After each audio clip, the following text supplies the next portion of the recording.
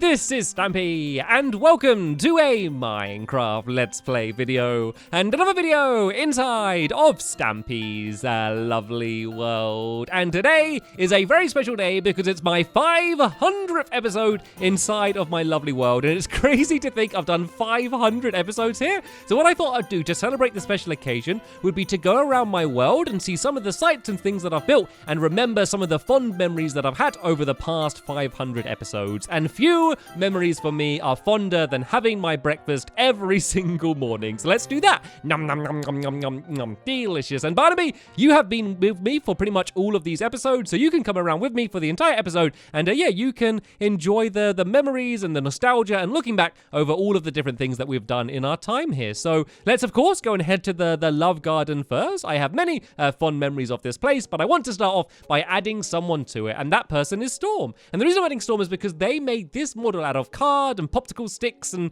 I don't know, pipe cleaners and all sorts of things. And you can see Squishy and me down there in my love garden. I think it looks absolutely amazing. So thank you so much for sending it, Storm, and welcome to my love garden.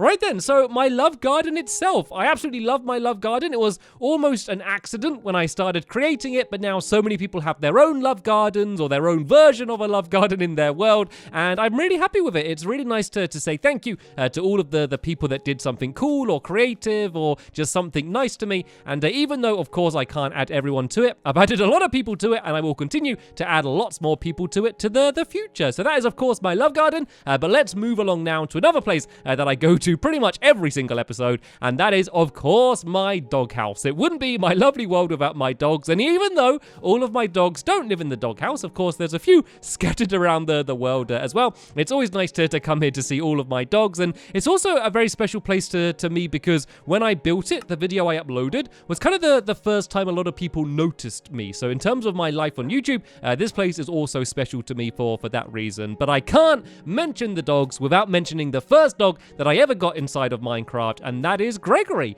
Gregory sadly is no longer with us. He was shot by a skeleton, but I did plant a tree here in his honor, and I come past it pretty much every day, and I can remember Gregory's little face and how happy of a little dog he was when he was still here and running around. So of course there's Gregory, and behind that is my house. Something I don't talk about very much is my house here, and inside we can see Henry and Hilda in there. Hello Henry, hello Hilda. And my house is, I like my house. If I was to build it now, I'm sure I'd do it very different. I've got better at building, I'd use more materials, but I'm so used to my house, it's hard to not like it after spending so much time here. And then of course there's the town. I'm not going to spend too much time looking at the town now, because in the early days this was basically just fields, but I did build my lighthouse. That was kind of the first big building that I created, and I was so proud of building this thing, especially if you consider I built it before they added shears to the game, so I couldn't even shear sheep. So getting that much wool and the dye and all of the snow was a really big challenge back then, but I'm so proud of it, and I'm glad that it still looks pretty decent today,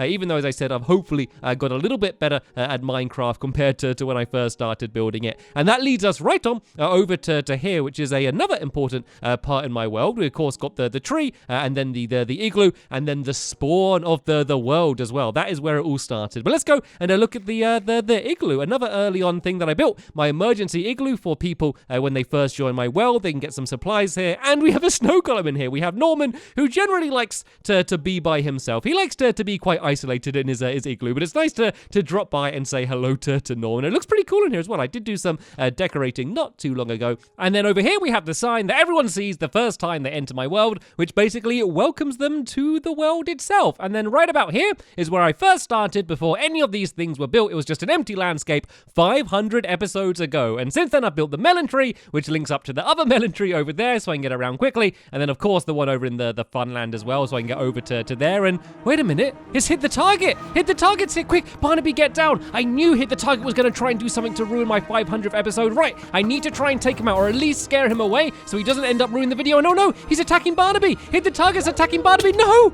I think Hit the Target got Barnaby. Right, I need to take him out. He's not going to get away with this. I need to get him. I've set him on fire. I did it. I took out Hit the Target, but Barnaby. Hit the Target took out Barnaby. He's not here. Barnaby's not with me anymore.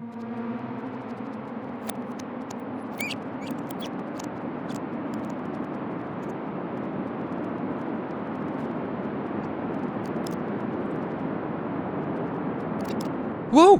What was that? What just happened? And Barnaby's okay! Barnaby, you're back alive! What just happened then? That was one of those weird rewind things that keep happening in my world for some reason. But quick, Barnaby, get over here. I think time just rewound itself, which means Hit the Target is probably back as well and about to attack us any second. I can't have anything bad happen to Barnaby again. I thought I lost you, Barnaby. Right, you stay in there with Norman. I'm going to go and try and lure Hit the Target away and make sure he can't get close to you. But where is he? Has Hit the Target left? Has he been brought back as well? Oh, look, there he is. I can see him coming over the hill just like he did last time. I think time somehow rewound itself. I knew that Hit the Target or Viva Dash had to have been behind those weird rewinds that keep happening recently, but what am I going to do now? I guess I need to defeat Hit the Target again. I thought I'd already defeated him, but it looks like he just came back. I know what I'm going to do. I'm going to try and lure him onto this bridge, and then there's going to be no way for him to run away and escape, and I'm going to see if I'm going to be able to finally finish him off. So where is he coming from? Is he still there? Where's he going? Oh, he's there. He's right on the bridge. Right. Let's see if I can hit him with my bow and arrow. And there we go. That was a good hit. Let me run him with my sword. Let's see if I can get a good hit with my sword. My sword is so strong. And there we go. I set him on fire. Can I finish him off? And yes, I did it. I defeated Hit the Target. I was able to finally defeat Hit the Target in my 500th episode. But oh no, I don't want time to rewind itself again. I reckon that this is one of Beaver Dash's tricks, and she's somehow controlling this. So what I need to do is I need to be as fast as I can, and I need to get over to their fortress to make sure I can stop them before they...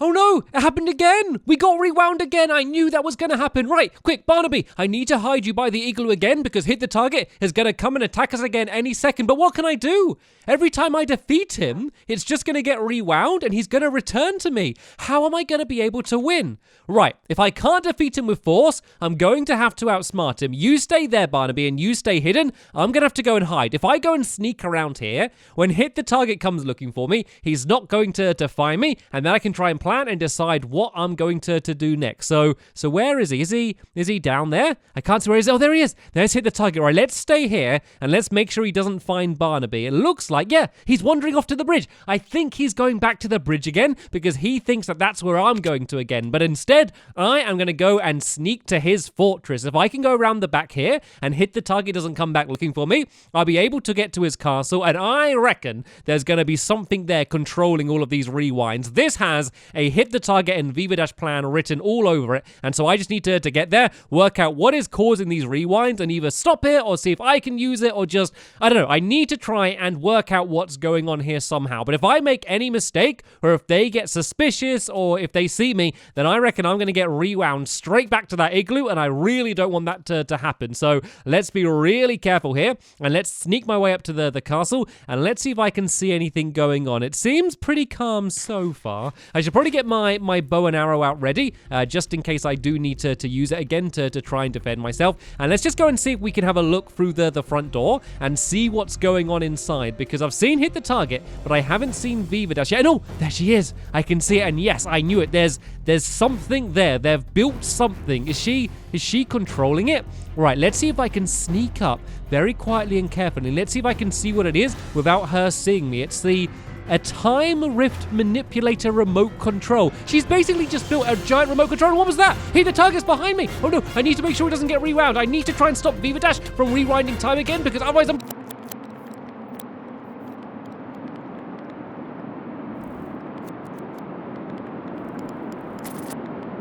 Whoa, okay, where am I? I'm back outside the castle. I got rewound back outside the castle. This is okay though, because I now know what Hit the Target's gonna do. He's gonna go and enter from the bridge, so I need to go and sneak around from the back of the castle. It seems whoever's controlling the remote control doesn't get affected by it. Viva Dash keeps rewinding and not having to worry about getting rewound herself, so I need to get control of that remote control, because otherwise they're gonna keep rewinding me. But first, I need to find a way into this castle. So, do you think I could jump across? It's a big jump, but let's give it a go. And And only just. I'm on the edge of the ledge here, but I think I might be able to place some blocks down to be able to climb up, because they're going to be expecting me to enter from the bridge again. So if I surprise them from the roof, then they're not going to know what hit them. And all I need to do is get to that remote control. I don't care about battling them. I just need to either rewind them or pause them or do something to them so they can't rewind me again. And there we go. Oh no, Viva Dash is here. Oh, she's got a poison potion. She's poisoned me and hit the targets here as well. Quick, I need to try and pause them. Where's the pause button? It's here. It's here. Can I press it?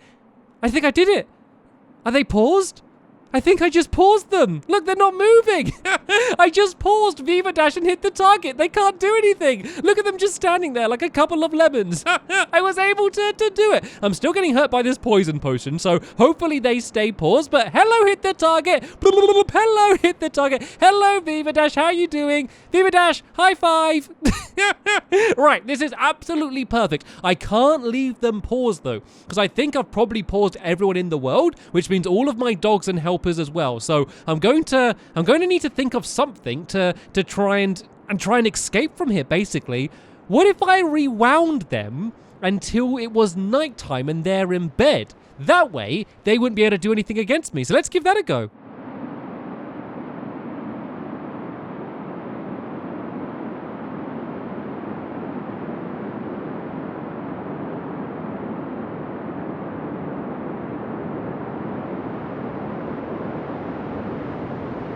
Okay, I press play. I think time is now back to normal. But look, it's the middle of the night. I think this is the night before hit the target and Viva Dash attacked me. Look at them. They're tucked up in bed and they have no idea that I'm here.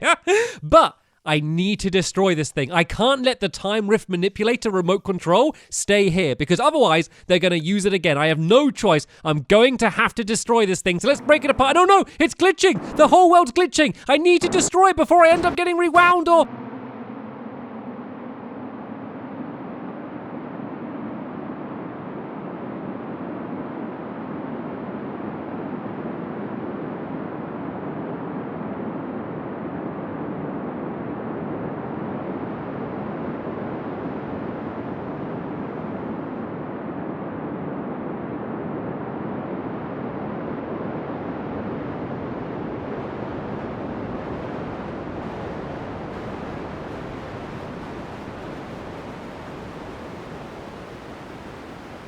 Whoa, look, I'm back. I'm back in my room. I think I've been taken all the way back to the beginning of the episode. When I destroyed the remote control, it must have glitched or something and rewound me back to where I started. But this means that I must have destroyed the machine, so Viva Dash and hit the target won't ever be able to use it against me again. I was able to save the world and return everything back to normal, including Barnaby. I was so worried about you earlier. For a moment, I thought I'd lost you for good, Barnaby. I'm so glad that you're okay, but wait a minute. If we're back to the start of the video again, then that means I get to do one of my favorite things all over again. I get to have my breakfast. Nom nom nom nom nom nom nom. Ah, delicious. Right, let's try and get back on track then, shall we? I'm not going to let a couple silly villains ruin my special day. Let's go back to focusing on all of the best things about my lovely world, rather than all of the bad, mean things that go on inside of my lovely world. So let's go out into the world and let's talk about some of the good stuff then instead of the bad. For example, let's talk about one of the best places in my entire world, certainly one of the places I like the most, and that is Stampy's Hot Buns. It's pretty simple, I guess, when you compare it to everything else I've built in my town, but it's pretty important because it really set the style and the standard for everything that I built afterwards. It's the first shop that I ever built here, and you know, once I built that, I kind of didn't look back, and then I have built this entire town. So tell you what, let's go for a wander through the town and look back on everything that we built over the past 500 episodes. And I do mean we, by the way, not me. Even though I do come up with the ideas and I design everything, I'm rarely ever building in this world alone. I've had a lot of different helpers over the past 500 episodes, and without them, there's no way that I'd have been able to build anywhere near as much as I've been able to build. Not to mention how much less fun it would have been building by myself the entire time. I'm so grateful to have friends that are willing to lend a hand, so I want to say a really big thank you to everyone that has contributed to my world over the past 500 episodes. Even though each thing I build is unique, I know that sometimes my lovely world videos might seem a little bit samey. The reason I haven't ended my lovely world or changed it drastically is because I enjoy making videos like this way too much. I love the challenge of constantly having to come up with new ideas and fit them into my world. Every time I build something, it gets harder to come up with something completely new, but it's exciting to push my imagination to its limits, so I don't plan on slowing down anytime soon. Each of these buildings, silly as they may be, are part of my journey of discovery and learning. There's not much that makes me happier than seeing people finding my creations interesting, or taking my ideas and adapting them to their own worlds and often improving them in the process. Although sadly not many people can join me in my actual world, I feel like I'm sharing it with everyone that watches me. This is why no matter how many people are watching, I will still be here creating and having fun for anyone that wants to join in. Sadly, it would take way too long to talk about each building individually, but hopefully this gave you a good idea about what this little virtual town means to me, and possibly some of you. This is of course only half of my world though. I haven't even mentioned the Funland yet. My Funland started off as just a simple little golf course, and then I added a few rides and attractions around it, and then I started building mini games and never looked back. Just like the buildings in my town, I love pushing myself to create something new that no one has done before. Unlike the buildings though, the mini-games also have the added benefit of giving us something fun to play with once we've finished building them. I don't have any training in game design, but I'm obsessed with the mechanics of mini-games, and I'll regularly spend days balancing and altering my games until I'm happy with them. And when I'm visiting other people's worlds, I quite regularly come across my designs, even if sometimes the builder doesn't know that they're originally from my world. It makes me proud that even though it's in a small way, my creations have had an impact on the community as a whole. I know I'm often criticized for spending more time building than actually playing the mini-games, but for me the building is where the real fun is. Anyone can play mini-games in a video, but my ideas can only come from me. Some of my mini-games are better than others, and to be honest, some of them are outright bad, but that doesn't matter. When I built them, I learned things. I'm always discovering new tricks or ways to combine items to get unique results. I started off terrified of redstone and struggling to make a lever open a door, and now I'm hardly an expert, but I look forward to discovering new ways that it can be used. My lovely world wouldn't be what it is without my Funland, and for many people it's the first thing they think of when someone mentions my world. I will only stop building it when I've either run out of room or run out of ideas, and I don't think either of those things are going to be happening soon. Of course, there's a lot of things that I've missed out in this video. There's my first home, my helpers' houses, my theatre, my rocket ship, etc, etc. To be honest, after 500 episodes, I'm sure I can't even remember half of the things that have happened to me in this world. 500 episodes is a lot, and it's nice to look back and reminisce, but to me it's much more exciting when I look forward to the future of my lovely world. I have made 500 episodes in my lovely world, and I still feel like I'm only just getting started. If it wasn't for this world, no one would know who I am, and I wouldn't be able to spend so much time doing what I've always loved most. So in a way, I owe everything I have to this world. But really, I owe it all to you for watching and joining me as we build, play, and grow together. So thank you for everything you have done for me, and I'll see you in episode 501.